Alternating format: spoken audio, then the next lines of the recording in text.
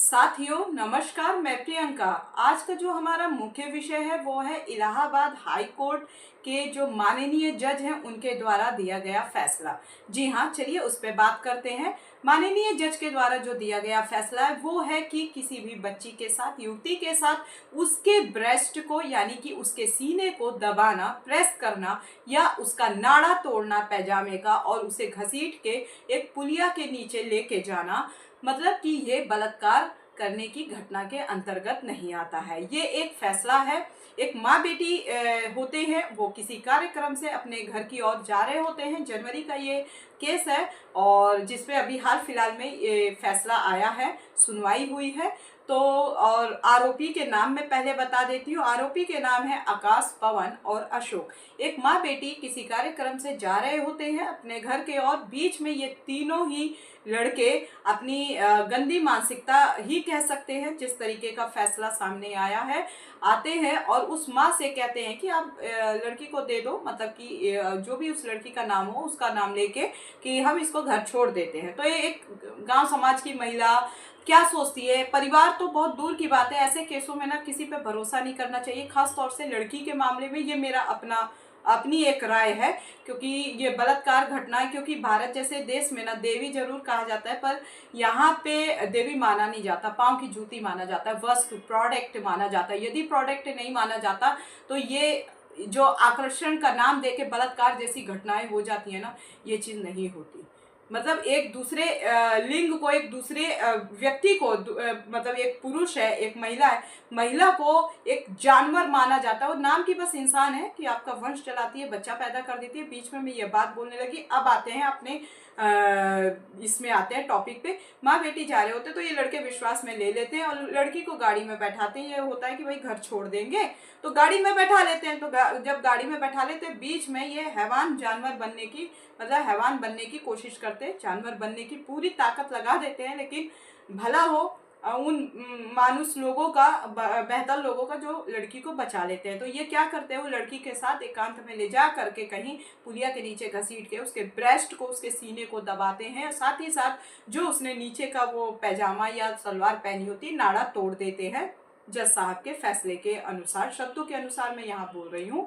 तो वो ताकत से जैसे ही मौका पाई होगी, हाथ मुंह से हटा होगा, जैसे ही उसने देखा होगा कि यहाँ ये लोग हैं, लड़की ने अपनी ताकत से चिल्लाया। और उन बेहतर लोगों का तो मैं तो हाथ जोड़ के मैं नमन करती हूँ कि आपने इस बेटी को बचा लिया। खैर, वैसे बचा लिया, लेकिन जो इसकी आत्मा में दाग लग गए वो नहीं हट पाएंगे।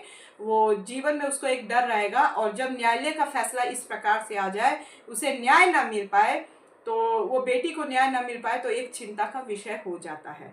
आज भी क्या होता है कि पता नहीं किस तरीके से ये जज साहब ने ये फैसला सुनाया। उनका तीन पॉइंट पे ये फैसला निर्धारित हुआ। तीसरा मैं बता देती हूँ पहले, कि जिसमें पहले में उसके सीने को छेड़ने का, नाड़ा तोड़ने का दूसरे में बोला गया। तीसरे में कुल मिला के बात ये हुई कि जो तथ्य, जो इस फैसले के दौरान तथ्य सबूत जज साहब के आगे प्रस्तुत किए गए, वो उससे ये प्रतीत होता है कि ये बलात्कार की श्रेणी में ये क्राइम ये नहीं आता है, ये घटना नहीं आती है। क्योंकि कुल मिला के सीमेन यानी कि स्पर्म लड़की के अंतर्गत नहीं गया है, तभी तो ये बलात्कार के अंतर्गत नहीं आती है। लेकिन हाँ भाई, छेड़खानी की है, ये बलात्कार के अंतर्गत नहीं आती। मतलब इंतजार करना होता महोदय जज साहब जी, इंतजार करना होता एक बेटी को बलात्कार करवाने के लिए, तब आपको लगता है यह घटना हुई है। आपको समझ नहीं आया। ये फैसला अपनी कलम चलाते वक्त, उस फैसले में उस कलम को फिर लास्ट में ऐसे करते वक्त आपको ये शर्म नहीं आई, ये फैसला दिल नहीं दहला आपका। खैर, एक डॉक्टर जब इलाज करता है एक मरीज का, तो उसमें भावनाएं नहीं रहित करता है। उसके मरीज के इलाज के लिए उसको चीर फाड़ करना, ऑपरेशन करना है, तो वो निर्दयी पूर्वक अपना चीज दिखाता है, तब वो जाके वो काम सफल कर पाता है। ठीक उसी प्रकार से सबूतों के आधार पर ही जज साहब ने फैसला दिया। लेकिन जज साहब, आपके शब्दों से बवाल मचा पड़ा है राज्य में। उन युवतियों के बीच में एक घबराहट का माहौल हो गया। आपने अपने फैसले से उन लड़कों को, या ऐसी घटिया हमारे राज्य और देश के लोगों को, एक ये हो गया कि अरे हाई कोर्ट ने ये फैसला दे दिया। खासतौर से राज्य के लोगों को और शय मिल गया। और अनपढ़ लोग हो चाहे फिर शिक्षित लोग हो, शासन प्रशासन में बैठे हो, आपने उनको एक क्लू दे दिया।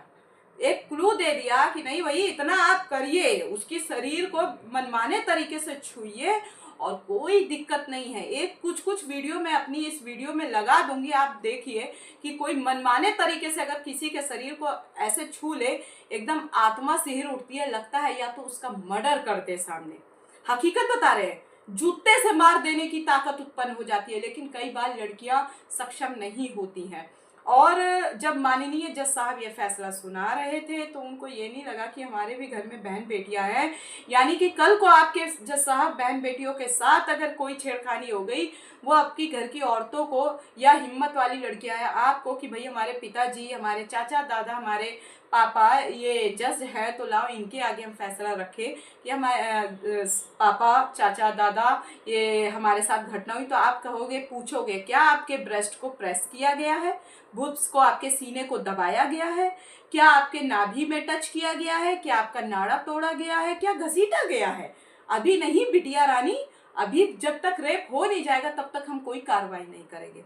ये बहुत ही निंदनीय एक फैसला, मतलब मैं बोलने के लिए सक्षम होते हुए भी अपने आप को एक अक्षमता के आधार पे मैं रख रही हूँ, मतलब शब्द नहीं आ रहे किस आधार पे हमारे न्यायालय के न्यायाधीश ने ये तरीके से फैसला सुनाया, हमारे जज साहब ने सुनाया। जब एक गांव समाज की मैं बात कर रही हूँ, जब गांव समाज में एक महिला के साथ छेड़खानी होती है ना, खासतौर से एक लड़की के साथ, तो ये जान लीजिए सबसे ज्यादा हमारे भारत में ना सबसे ज्यादा चौथे नंबर पे आता है लड़कियां जहां असुरक्षित है, रेप की घटनाएं ज्यादा हैं। सुप्रीम कोर्ट भी कहता है कि 14 सेकंड से ज्यादा किसी को ताड़ लेना, जिसे आप कहते हो आकर्षित होना, ताड़ लिए कोई लड़की आपको अट्रैक्ट कर रही है, तो उसके बाद उसमें भी अपराध बोध की दृष्टि से उसको देखा जाएगा। और पॉक्सो एक्ट के अंतर्गत सुप्रीम कोर्ट का भी मानना है कि अगर आप छूते हो या रेप करने की कोशिश करते हो, गलत तरीके से छूते हो लड़की को, चाहे वो बच्ची हो बड़ी हो, वो पॉक्सो एक्ट के अंतर्गत आता है। पॉक्सो एक्ट की धारा जो है 9 और 10, 9 में ये होता है, धारा 9 में कि ये बताया गया कि जो घटना घटित हो रही है उसको डिफाइन करता है कि हाँ ये बलात्कार हुआ है या ये करने की कोशिश हुई है। और 10 में क्या है कि उस घटना के प्रति उसको सजा का प्रावधान दिया गया है।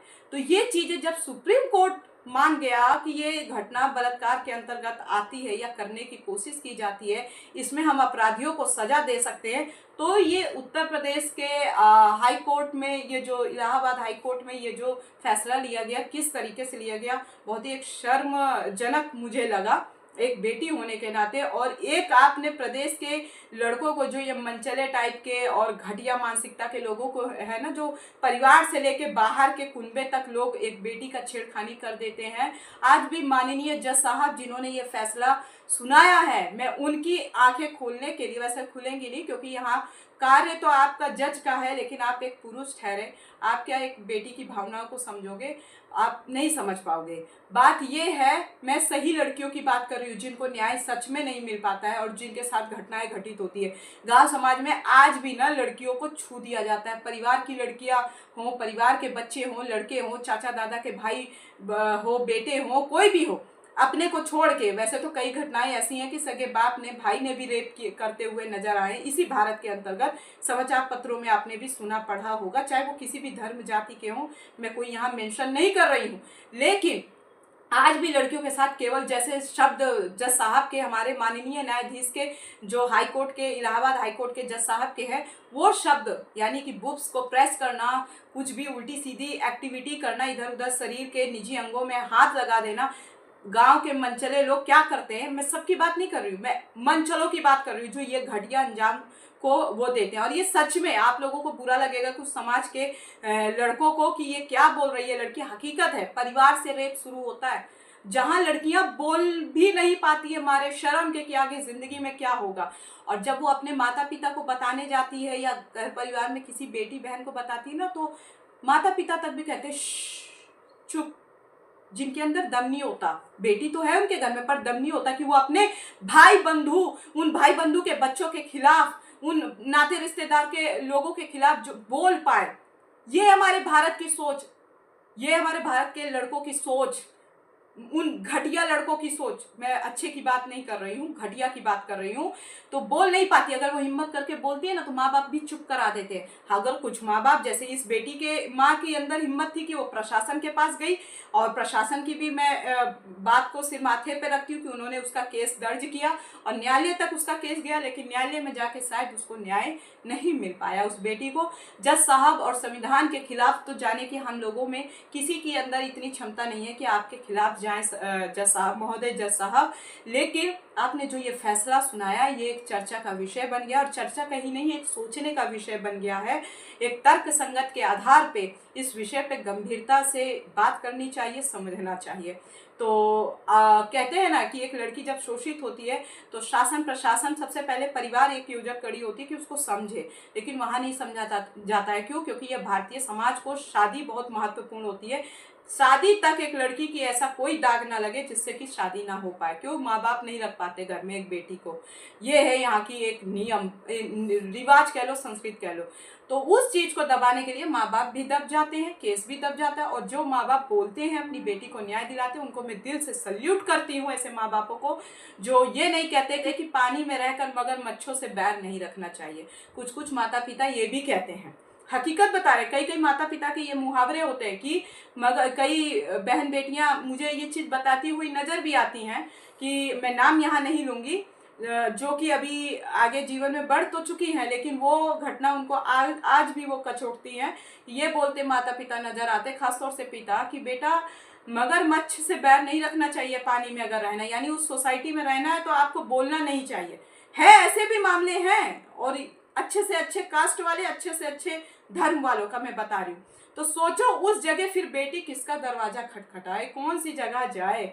एक न्यायालय तो बसता है जहाँ पे इन गंभीर मामलों के प्रति बहस करके या सबूत पेश करके, यहाँ तक कि लड़की के ना शब्दों पे भी विश्वास नहीं किया जाता है, सबूत देने के बाद भी नहीं फैसला लिया जाता है ठीक से उसके पक्ष में, और उन अपराधियों के पक्ष में फैसला ले लिया जाता है। कई बार ऐसे केसेस हैं जो गलत है एक पक्ष, उसको न्याय क्या, उसके प्रति केस मामला सुनवा दिया जाता है, लेकिन जो सच में जिसको न्याय मिलना चाहिए वो हमारे न्यायालय की आंखें मूंद जाती है, सबूत देखते हुए भी फैसला पलट दिया जाता है। इसी भारत के अंतर्गत ये केसेस ऐसे हुए हैं, और अब वो जमाना नहीं रह गया जो भारत में न्यायालय से न्याय मिलता था। ऐसे कई सारे जज भी थे, मैं नेक्स्ट वीडियो में वो चीज़ बताऊंगी कि ऐसे सारे कई जज भी थे जिनके कार्यकाल में लोगों को न्याय भी मिला, मतलब उनके अच्छे फैसले भी सुनाए गए, ऐसे बेहतर फैसले सुनाए गए जो इतिहास में याद किए जाएंगे।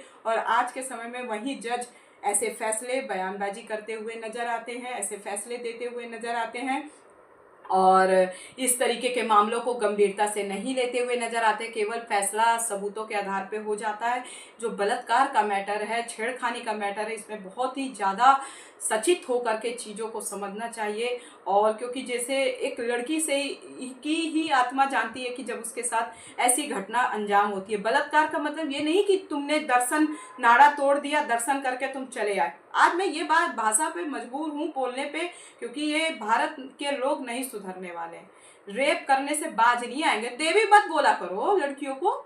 जिस देश में लड़कियों को बच्चा पैदा करने की मशीन समझा जाता हो, चाहे किसी भी धर्म जाति में हो, बच्चा पैदा करने की मशीन समझा जाता हो, पैर की प्रशासन शासन में बैठने के बाद भी उस लड़की को गाली दिया जाता हो, उसके शरीर से उसकी पद को बढ़ाया जाता हो, चाहे वो जितनी बड़ी परीक्षा पास करके आई हो, शासन में बैठी हो या प्रशासन में बैठी हो, लेकिन उसकी कोई वैल्यू नहीं होती है। लड़की चाहे शब्दों से कितनी भी मुखर हो, हाँ झांसी की रानी थी, सावित्रीबाई फुले थी, ऐसी कई सारी महिलाएं रही हैं। पहले का ज़माना और अब के ज़माने में बहुत अंतर है। सच में कलयुग आ गया है, और क्या होगा बेटियों का इस देश में तो मुझे नहीं पता, लेकिन मैं बेटियों से हाथ जोड़ के कहूँगी, थोड़ी सी भी आपके साथ लापरवाही होती है ना, तुरंत केस करिए, तुरंत। क्योंकि आप मौन धारण कर लेती हो, थाने जाती नहीं हो, और इसलिए वो बस ठंडे बस्ते में आप अपने सीने के अंदर वो केस को दबा के रखती हो, वो घटना को दबा के रखती हो, जो जीवन में आप चाहे किसी भी पद में भूल तो नहीं पाती हो। हकीकत है,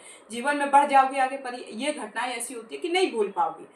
भाई कोई भी व्यक्ति आपके बिना मंजूरी के आपको गलत तरीके से देखे या छुए, आत्मा झकझोर जाती है किस तरीके से हमारे न्यायालय में बैठे हुए न्यायाधीश इस फैसले को देते हैं।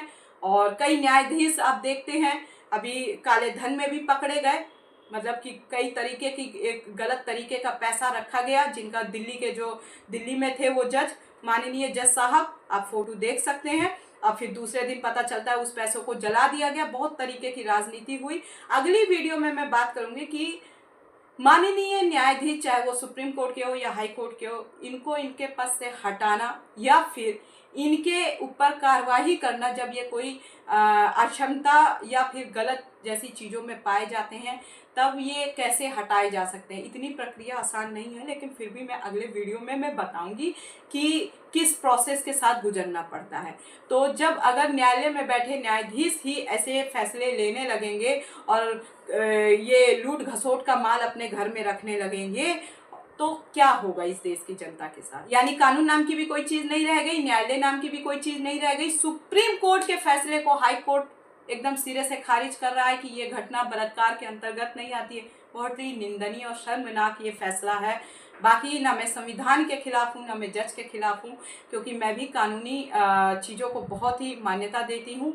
और मैं यही तब भी मैं एक उम्मीद के साथ ये सोचती हूँ कि अभी भी उम्मीद लगा रही हूँ कि कभी न्यायालय में, चाहे किसी भी राज्य के हाई कोर्ट में या सुप्रीम कोर्ट में ऐसे फैसले आते हैं, तो माननीय जज साहब, आप लोगों से मैं, चाहे मुख्य सीजीआई हो, चीफ जस्टिस ऑफ इंडिया हो, मतलब कि मुख्य न्यायाधीश हों सर्वोच्च न्यायालय के, या फिर हाई कोर्ट के न्यायाधीश हों, मैं आप लोगों के आगे हाथ जोड़ती हूँ।